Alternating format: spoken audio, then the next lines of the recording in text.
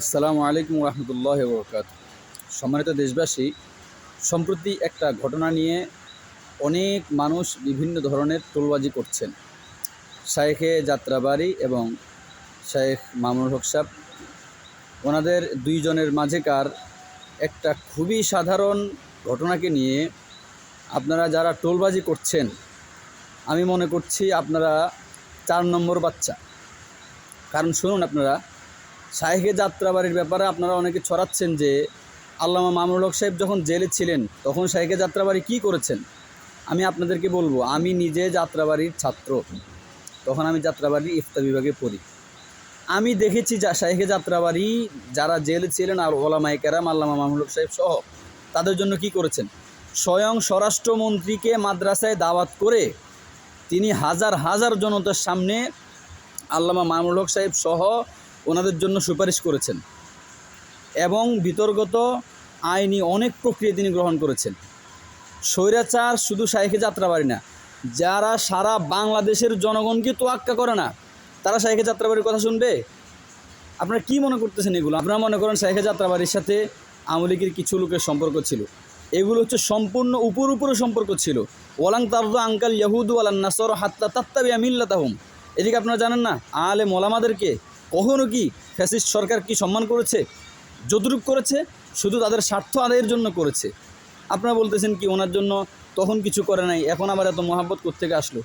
যাত্রাবাড়ির হজরতের মহাব্বত দেশের প্রতিটি আলেমের জন্য কি পরিমাণ আছে সেটা আমরা জানি, আমরা ওনার ছাত্র। আপনারা যারা দূর থেকে 4 নম্বর বাচ্চা হয়ে লাফালাফি করতেছেন, আপনারা ওনার সম্পর্কে কিছুই জানেন না। উনি কত বড় ব্যক্তিত্ব, কত বড় উদার মনের অধিকারী। যারা সেই ঘটনার প্রত্যক্ষদর্শী, সেখানে উপস্থিত ছিলেন, তাদের কথা আপনারা শুনুন। সেখানে রাগারাগির কোনো কিছুই হয় নাই। শায়েখে যাত্রাবাড়ি ক্যামেরা পছন্দ করেন না, এটা দীর্ঘদিন আগ থেকে সুপরিচিত একটা ব্যাপার। তিনি সেখানে গিয়েছেন, ক্যামেরার ব্যাপারে একটা কথা উঠেছে, তিনি আল্লামা মামুনুল হক সাহেবকে বলেছেন, তুমি থাকা অবস্থায় তুমি না করলেই তো হইতো, ক্যামেরা সব চলে যেত। এই কথা বলে উনি মোহাব্বতের সাথে ওনাকে মুখের মধ্যে একটা থাপ্পড় দিলেন। এটা হতেই পারে। এটা ওনাদের মাঝে যে সবচেয়ে বড় মোহাব্বত এবং আন্তরিকতা এবং হৃদ্যতা, এটার বহিঃপ্রকাশ করেছে।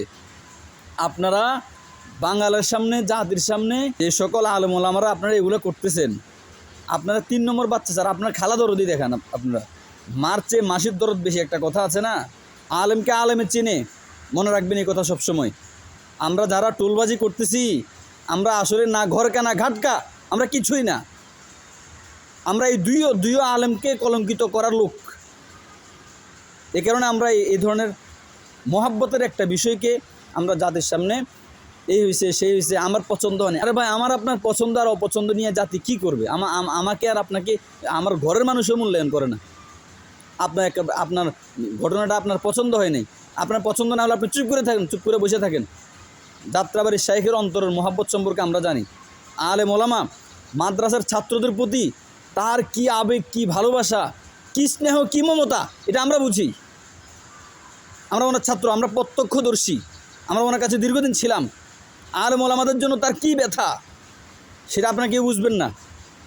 আপনারা যারা এখন ফেসবুক নিয়ে ফেসবুক সেলিব্রিটি হওয়ার চেষ্টা করতেছেন, বা ফেসবুক মুফতি যারা, তাদেরকে আমি হাত জোর করে বলছি, পায়ে ধরে বলছি, আপনারা আলেম ওলামাদের এসব বিষয় নিয়ে মেহেরবানি করে আম জনতার সামনে টোলবাজি করবেন না।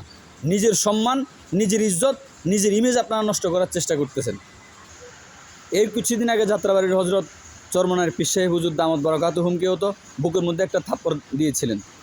এটা হচ্ছে ওনার মহাব্বতের একটা নমুনা, একটা মহাব্বতের সিস্টেম। ওনাদের মাঝে যে একটা ঘরোয়া ভালোবাসা, ছাত্র শিক্ষকের ভালোবাসা, এটার বহিঃপ্রকাশ। আল্লামা মামুনুল হক সাহেব তো এটাকে অত্যন্ত মজার সাথে নিয়েছেন। এটাকে নিজের জন্য তিনি বায়েসে সাআদাত মনে করেছেন। আমরা যাত্রাবাড়ি থাকতেই আল্লামা মামুনুল হক সাহেব যাত্রাবাড়ি যেতেন।